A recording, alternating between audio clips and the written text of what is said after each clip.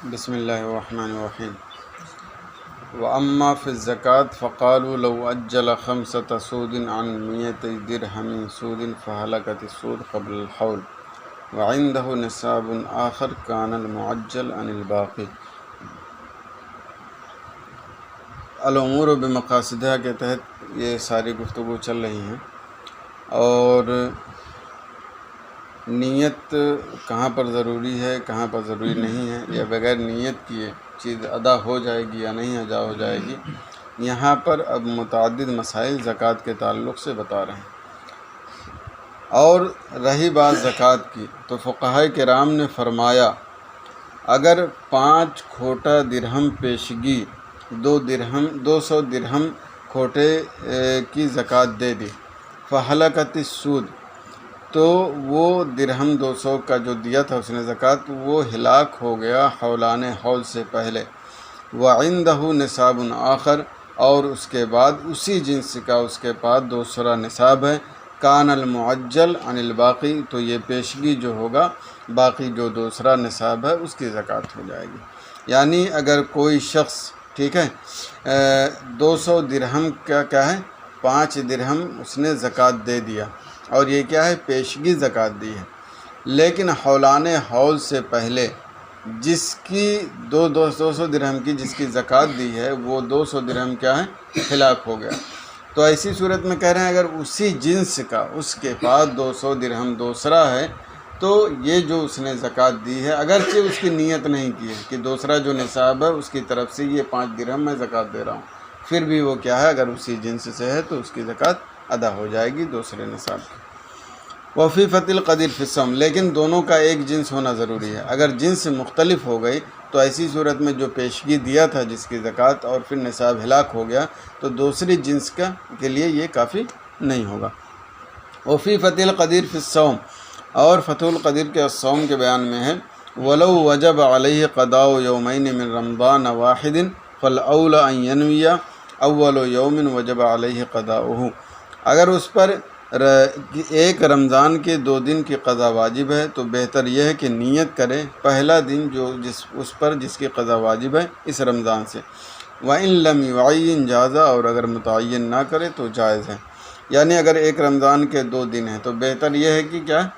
رمضان کا پہلا روزہ جو اس پر ہے اس کی قضا کی نیت کرے، لیکن اگر متعین نہیں کرے گا تب بھی کیا ہے، درست ہو جائے گا، یعنی مطلقاً رمضان کے قضا کی نیت کر لی تو روزہ کیا ہے، درست ہو جائے گا۔ وَقَضَى لَوْ كَانَ مِن رَمَضَانَيْنِ عَلَى الْمُخْتَارِ حَتَّى لَوْ نَوَى الْقَضَاءَ لَا غَيْرَ جَازَ، اور ایسے ہی اگر 2 رمضان کا روزہ ہو تو مختار مذہب پر درست ہو جائے گا، یہاں تک کہ اگر صرف قضا کی نیت کی اس کے علاوہ کی نہیں تو بھی جائز ہے۔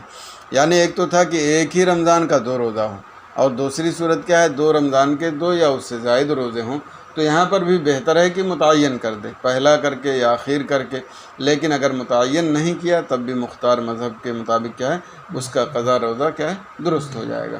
تفصیل پہلے گزری کہ اختلاف ہے، لیکن مختار مذہب یہی ہے کیا ہے کہ روزہ اس کا درست ہو جائے گا۔ وَلَوْ وَجَبَتْ عَلَيْهِ كَفَّارَةُ فِطْرٍ فَصَامَ 61 يَوْمًا عَنِ الْقَضَاءِ وَالْكَفَّارَةِ وَلَمْ يُعَيِّن يَوْمَ الْقَضَاءِ جَازَ، اور اگر اس پر ایک روزے کا کفارہ واجب ہے اور اس نے 61 دن کا قضا اور کفارے کے طور پر روزہ رکھا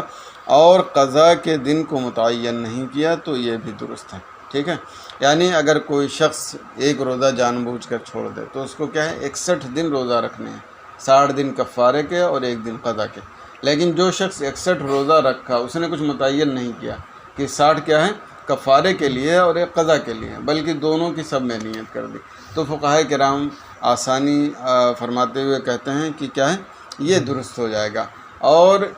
قضا جو 1 دن کا تھا وہ 60 روزوں میں ملغا کر دیا جائے گا، ٹھیک ہے، کیا ہے، 60 روزوں میں اس کی نیت کو ملغا کر دیا جائے گا، اور 60 میں اور جو 1 میں کفارے کی نیت کی ہے اس میں کفارے کو ملغا کر دیا جائے گا، تو اس طرح 60 کیا ہے، کفارے کا ہو جائے گا اور 1 قضا کا ہو جائے گا۔ تو بہرحال اگرچہ دونوں کی نیت کر لی اس نے تو ایسی صورت میں بھی وہ کفارہ اور قضا کا اپنے اپنے اعتبار سے درست ہو جائے گا۔ وفی الخانیہ لو اجل الزکوٰۃ عن احد المالین فاستحق ما عجل عنه قبل الحول لم يكن المعجل عن الباقی وقضى لو استحق بعد الحول لأن في الاستحقاق عجل عما لم يكن في ملكه فبطل التعجيل۔ اب یہاں پہ یہ کہہ رہے ہیں کہ دو مال میں سے کسی ایک مال کی زکوٰۃ اس نے کیا ہے پیشگی ادا کر دی، اور حولان حول سے پہلے کسی کا استحقاق اس میں ثابت ہو گیا، یا حولان حول کے بعد کسی کا استحقاق ثابت ہو گیا۔ جب استحقاق ثابت ہوا تو گویا کہ جس چیز کی اس نے زکوٰۃ دی ہے وہ اس کی ملکیت میں ہے ہی نہیں، ٹھیک ہے، لہذا یہاں پر دوسرے مال کی طرف سے جو پہلے اس نے زکوٰۃ دی ہے وہ زکوٰۃ ادا نہیں ہوگی، ٹھیک ہے۔ اور پھر خانیہ، اور خانیہ میں ہے اگر دو مختلف مالوں میں سے کسی ایک کی زکوٰۃ کو معجل کر دیا تو پھر اس میں جس کی زکوٰۃ معجل ادا کی ہے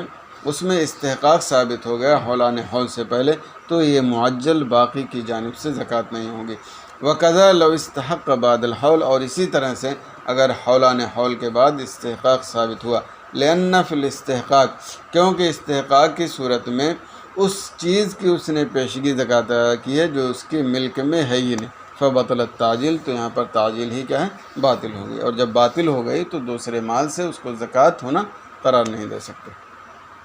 وفيها أيضا لو كان له 5 من الإبل الحوامل يعني الحبالة فعجل شاتين عنها وعما في بطونها ثم أنجبت 5 قبل الحول أجزعه عما عجل وإن عجل عما تحمل في السنة الثانية لا يجوز۔ اب یہاں پر یہ کہہ رہے ہیں کہ 5 اونٹ اس کے پاس تھے 5 اونٹنی اس کے پاس تھی، اور وہ کیا ہے حاملہ تھی،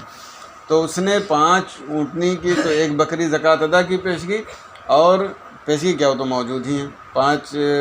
مطلب اونٹنی کی اس نے زکوٰۃ ادا کی ایک بکری، اور 5 جو پیٹ میں تھے اس کے جو حمل تھا پیشگی اس نے اس کی زکوٰۃ ادا کر دی، تو ایسی صورت میں کہہ رہے ہیں اس کے بعد پھر 5 بچہ پیدا ہوئے تو اس کی بھی زکوٰۃ ادا ہو جائے گی، یعنی جو موجود ہے اس کی بھی زکوٰۃ ادا ہو جائے گی، اور جو حمل ہے اس کی بھی زکوٰۃ ادا ہو جائے گی۔ لیکن اگر کوئی یہ نیت کرے کہ اگلے سال جو بچہ پیدا ہوگا اس کی پیشگی ہم زکوٰۃ ادا کر دیں، تو اس صورت میں کیا ہے زکوٰۃ ادا نہیں ہوگی۔ اور اسی میں ہے اگر اس کے پاس 5 حاملہ اونٹنی ہیں اور اس نے معجل طور پر اس کی 2 بکری کے طور پر زکوٰۃ ادا کر دی، اور جو اس کے پیٹ میں ہیں پھر 5 پیدا ہوئے قبل الحول حولان حول سے پہلے، اجزعہ اما عجل، تو جو کیا وہ کافی ہوگا جو اس نے بطور تعجیل زکوٰۃ ادا کی ہے۔ وَإِنْ عَجَّلَ عَمَّا تَحْمِلُ، اور اگر معجل زکوٰۃ ادا کر دی اس کی جو دوسرے سال میں پیدا ہو تو یہ درست نہیں۔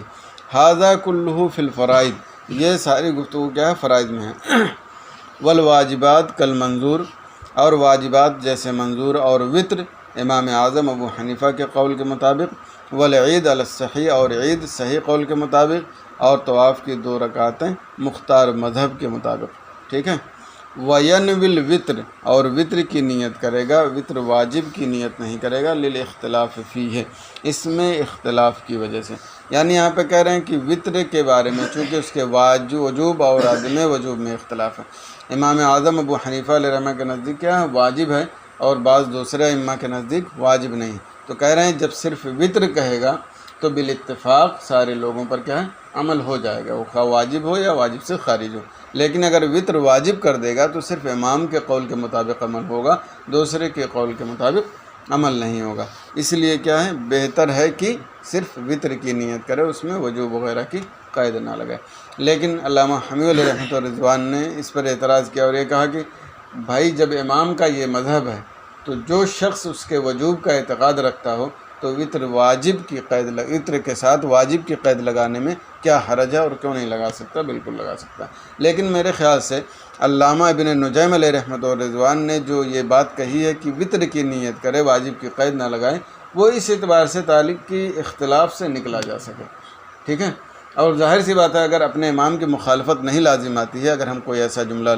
ذکر کرتے ہیں اور اس میں سارے ائمہ کے قول پر عمل ہو جائے تو اس میں کوئی حرج نہیں، تو یہ صرف بہتر ہوگا، ورنہ حقیقت یہی ہے کہ اگر ہم وجوب کا اعتقاد رکھتے ہیں تو وطر واجب کی نیت کر سکتے ہیں، اس میں کوئی حرج نہیں۔ وفی صلاۃ الجنازہ ینوی الصلاۃ للہ تعالی والدعاء للمیت، اور صلاۃ جنازہ میں اللہ تعالیٰ کے لیے نماز کی نیت کرے گا اور میت کے لیے دعا کی۔ ولا يلزمه التعيين في سجود التلاوة لأي تلاوة سجد لها كما في القنية، اور سجود کی اور تلاوت کے سجود میں تعین لازم نہیں ہے کسی بھی تلاوت کے لیے اس نے سجدہ کیا ہو، جیسا کہ القنیہ میں ہے۔ یعنی اگر سجدہ تلاوت اس نے کیا، اب وہ تلاوت کیا آیت کوئی ایسی تھی جس میں سجدہ موجود ہے،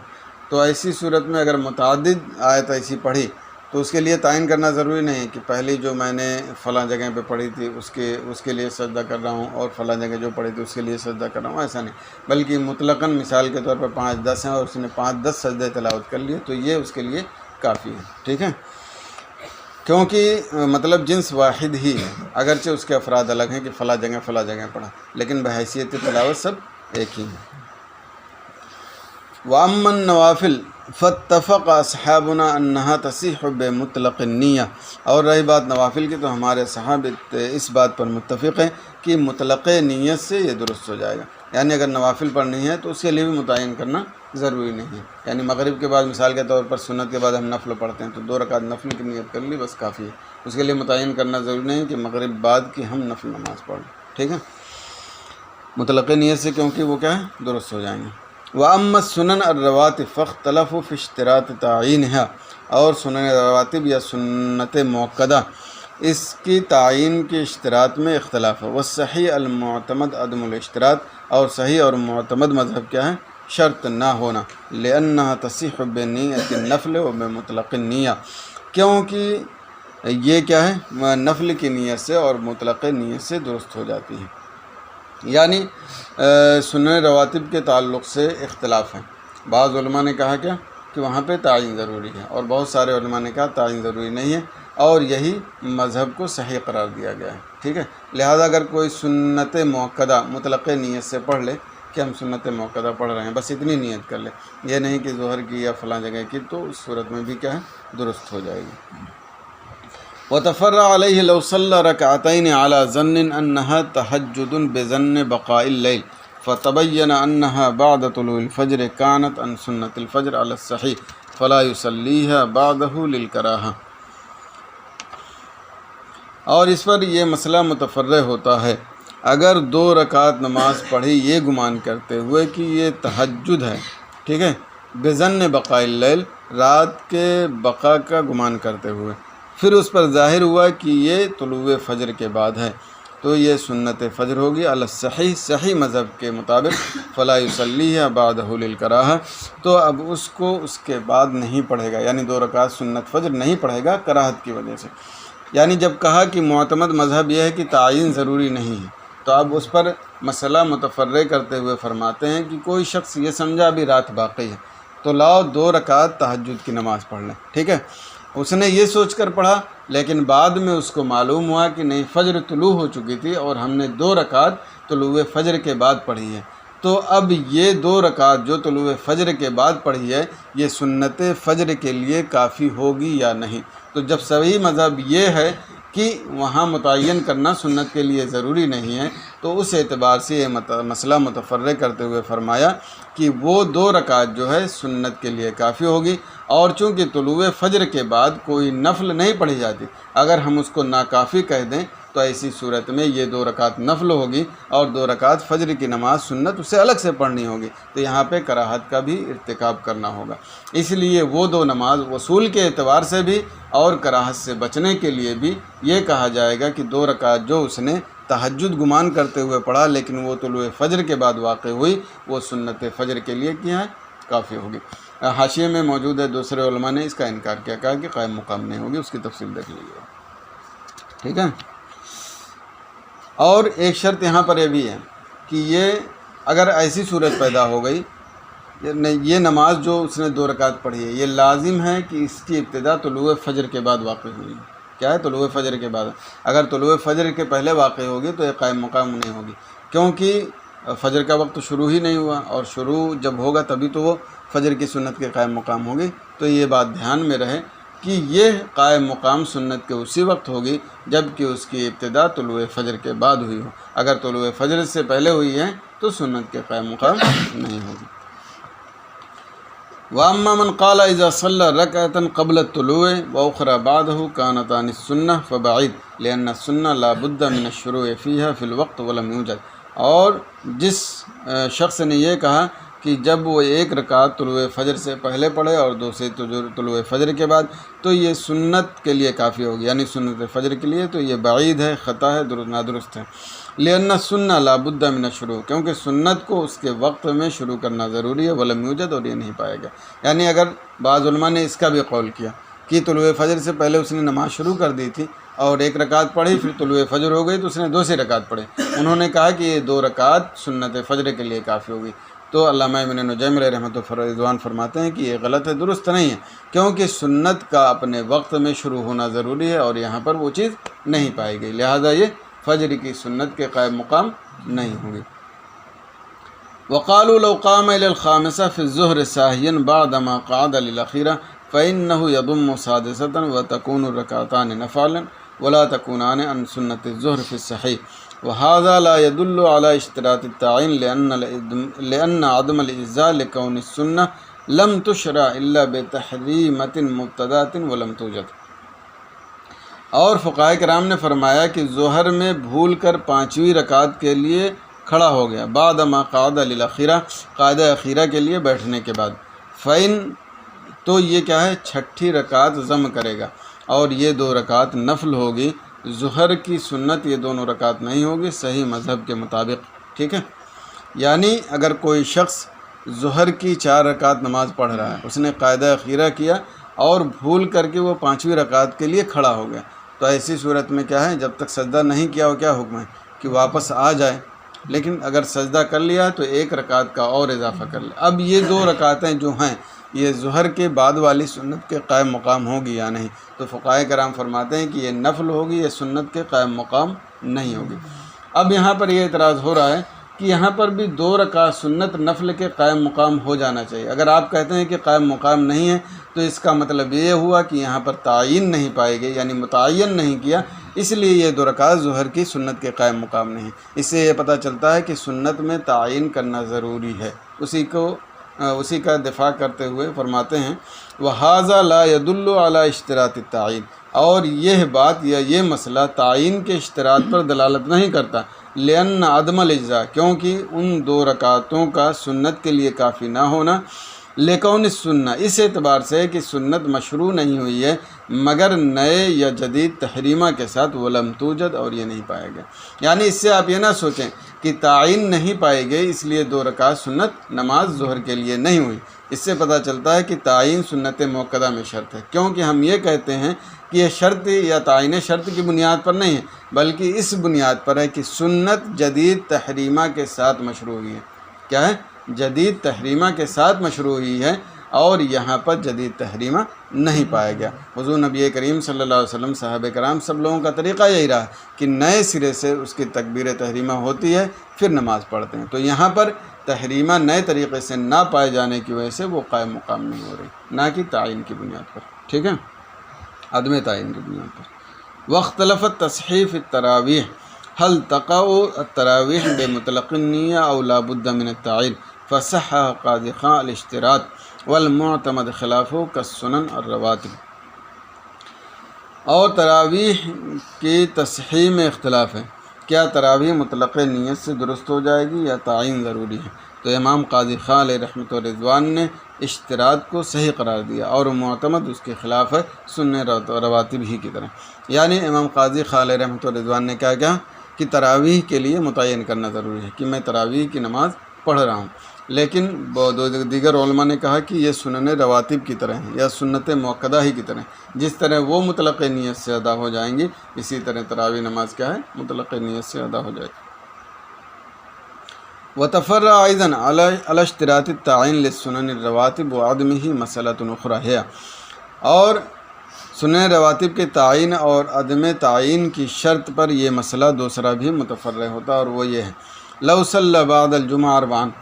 اگر جمعہ کے بعد 4 رکعت نماز ایسی جگہ میں پڑھی جہاں جمعہ کی صحت میں شک ہے، نیت کرتے ہوئے کہ اس پر جو ظہر کی آخری نماز ہے یا اول نماز ہے جس کا وقت اس نے پایا اور اس کو ادا نہیں کیا، ثم تبین صحت الجمعہ، پھر جمعہ کی صحت اس پر ظاہر ہو گئی۔ فعلی الصحیح المعتمد تنوب عن سنت الجمعہ حیث لم یکن علیہ ظہر فائت وعلی القول الآخر لا۔ تو صحیح اور معتمد مذہب یہ ہے کہ جمعہ کی سنت کے قائم مقام ہوگا، کیونکہ اس پر کوئی فوت شدہ ظہر نماز نہیں، اور دوسرے قول کے مطابق درست نہیں ہوگا، کما فی فتح القدیر، جیسا کہ فتح القدیر میں ہے۔ یعنی یہاں پہ بتا رہے ہیں کہ اگر کسی نے جمعہ کے بعد 4 رکعت نماز پڑھی اور اسے صحت جمعہ میں وہاں پر شک ہے، اور اس نے یہ نیت کی کہ ہمارے ذمہ جو ظہر کی پہلی نماز ہے یا ظہر کی آخری نماز ہے، لیکن پھر بعد میں پتہ چلا کہ اس کا جمعہ اس کے ذمے سے ساقط ہو گیا تھا، وہاں پر جمعہ صحیح تھا جہاں پر اس نے شک کیا تھا، تو اب یہ 4 رکعت نماز وہ جمعہ کی سنت کے قائم مقام ہوگی کہ نہیں؟ تو صحیح اور معتمد مذہب کے مطابق یہ کیا ہے، 4 رکعت جمعہ کی سنت کے قائم مقام ہو جائے گی۔ اور جن لوگوں نے کہا کہ تعین شرط ہے، ان کے نزدیک کیا ہے، یہ جمعہ کی سنت کے قائم مقام نہیں ہوگی۔ وَهُوَ أَيْضًا يَتَفَرَّعُ عَلَىٰ أَنَّ الصَّلَاةَ، اور یہ بھی یہاں پر متفرع ہوتا ہے کہ نماز جب اس کا وصف باطل ہو جائے تو اس کے اصل باطل نہیں ہوتی ہے، امام اعظم ابو حنیفہ اور امام ابو یوسف علیہ رحمۃ و رضوان کے قول پر، خلافاً لمحمد، برخلاف امام محمد رحمہ اللہ تعالیٰ کے۔ فَيَنبَغِي أَن يُقَالَ فِيهَا، تو مناسب یہ ہے کہ اس میں یہ کہا جائے کہ وہ 2 رکعتیں سنت کے قائم مقام ہو جائے گی، مگر امام محمد رحمہ اللہ کے قول پر۔ یعنی ایک یہ بھی قاعدہ ہے امام اعظم ابو حنیفہ اور امام ابو یوسف علیہ رحمۃ و رضوان کے نزدیک کہ اگرچہ وصف باطل ہو جائے مگر اس کا اصل کیا ہے، اس کی اصل باطل نہیں ہوتی۔ جیسے یہاں پر کیا ہے، اس نے آخری ظہر کی نیت کی یا اول ظہر کی نیت کی، ٹھیک ہے، تو یہاں پر اول ظہر اور آخر ظہر تو اس کے ذمہ تھا نہیں، اس لیے وہ وصف ختم ہو گیا، لیکن اصل چیز کی نماز ہی باطل ہو جائے ایسا نہیں ہو سکتا، بلکہ اسی بنیاد پر کہ وصف اگرچہ نادرست ہو جائے لیکن اصل باقی رہے گی۔ اس اعتبار سے امام اعظم علیہ رحمۃ و رضوان کے نزدیک کیا ہے، وہ سنت کیا ہے، سنت کے قائم مقام ہو جائے گی، لیکن امام محمد علیہ رحمہ کے نزدیک کیا ہے، اگر وصف درست نہیں ہوا تو اس کی اصل بھی درست نہیں ہوگی، لہذا ان کے نزدیک کیا ہے، وہ سنت کے قائم مقام نہیں ہوگی۔ وَيَنبَغِي أَن تُلْحَقَ الصِّيَامَاتُ الْمَسْنُونَةُ بِالصَّلَاةِ الْمَسْنُونَةِ فَلَا يُشْتَرَطُ لَهَا التَّعْيِينُ وَلَمْ أَرَ مَن نَبَّهَ عَلَيْهِ، اور مناسب یہ ہے کہ جو روزے مسنون ہیں اسے صلاۃ مسنونہ کے ساتھ لاحق کر دیا جائے، تو اس میں بھی تعین شرط نہیں، اور ہم نے کسی فقیہ کو نہیں پایا جنہوں نے اس پر تنبیہ کی ہو، ٹھیک ہے۔ یعنی کہہ رہے ہیں جس طرح نماز سنتیں ہیں اس میں تعین شرط نہیں ہے، اسی طرح بہتر یہ ہے کہ جو روزے مسنون ہیں یا نفلی طور پر رکھے جاتے ہیں وہاں پر بھی تعین کی شرط نہ ہو، اور نماز سنت کے ساتھ ان کو لاحق کر دیا جائے، اور مطلق نیت سے وہ بھی درست ہو جائیں۔ بس آج یہیں پر رہنے، اس کے بعد سنن رواتب کتنی ہیں کیا ہیں وہ ساری بحث ہوگی۔